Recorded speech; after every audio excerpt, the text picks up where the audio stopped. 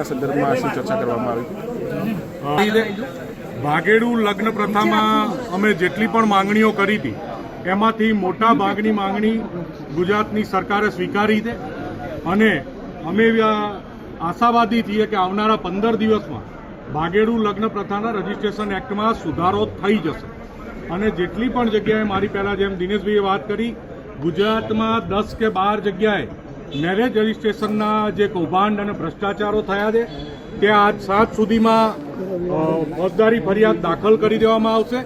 ફોજદારી ફરિયાદ દાખલ કરી અને લાગતા વળગતા સંબંધિત અધિકારીઓ અને તમામ આરોપીઓની ધરપકડ થઈ અને કાલના દિવસમાં એ આરોપીઓના ગુજરાતમાં મેરેજ રજિસ્ટ્રેશનમાં ભવિષ્યમાં કોઈ તકલીફ ઊભી ના થાય. એની સાથે સાથે અમારી જે મુખ્ય માંગણી છે કે આવનારી સ્થાનિક સ્વરાજની ચૂંટણીઓમાં આર્થિક ધોરણે અનામત લાગુ કરવામાં આવે. જે આર્થિક ધોરણે અનામત અત્યારે હાલ પૂરતી શિક્ષણ અને રોજગારમાં લાગુ કરવામાં આવી છે. ઓબીસી અનામત લાગુ કરવાનું જ્યારે જજમેન્ટ આવ્યું અને એની જ્યારે રીટ થયેલી સુપ્રીમ કોર્ટમાં એ વખતે દેશમાં આર્થિક ધોરણે અનામત અમલી નથી અને એ પછી આર્થિક ધોરણે અનામત અમલી કરવામાં આવી છે.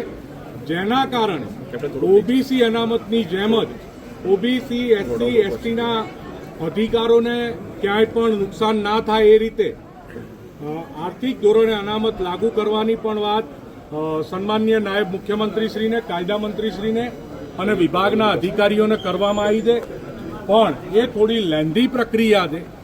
એમાં મંત્રીશ્રીએ એવું આશ્વાસન આપ્યું છે કે એમાં અમે સુપ્રીમ કોર્ટના જજમેન્ટો, ઝવેરી કમિશનનો રિપોર્ટ અને અન્ય જે રિપોર્ટ્સ છે એ તમામ રિપોર્ટ અને કાયદામાં ચર્ચા વિચારણા કરી અને એમાં પણ અમે પોઝિટિવ છીએ, આશાવાદી છીએ કે જો તમને ન્યાય મળતો હોય તો ન્યાય આપવા સરકાર કટિબદ્ધ છે.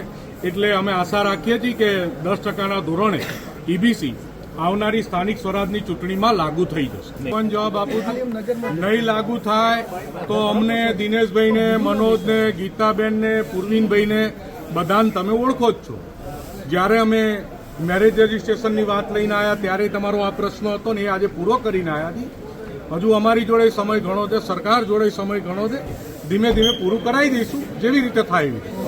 કમિશનના રિપોર્ટના અનુસંધાનમાં અમારા સાથી નેતા દિનેશભાઈ બાંભણિયાની હાઈકોર્ટમાં પિટિશન પેન્ડિંગ છે અને દિનેશભાઈ સુપ્રીમમાં પણ પિટિશન કરવાની તૈયારી કરી રહ્યા છે.